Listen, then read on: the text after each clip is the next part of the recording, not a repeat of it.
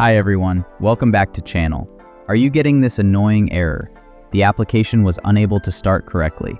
Your game or software is not opening at all?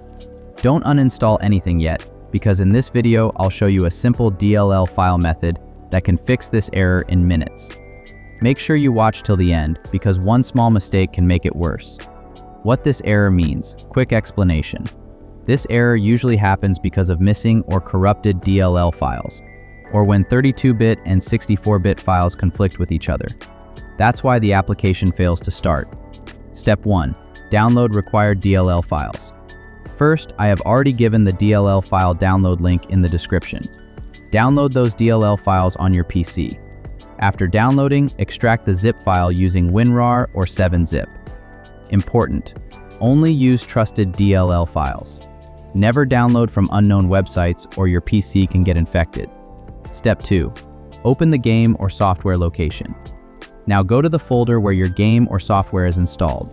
You can do this by right-clicking on the game shortcut, clicking on Open File Location.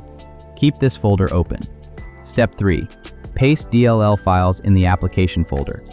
Now copy all the downloaded DLL files. Paste them directly into the same folder where the main.exe file of the game or application is located.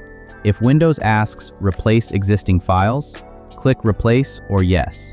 This step is very important. Step 4.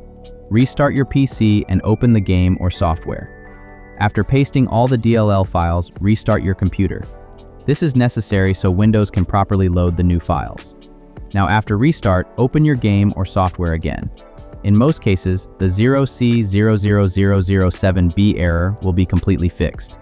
If the error still doesn't fix, then the issue may be with missing Visual C++ redistributables, DirectX, or .NET framework.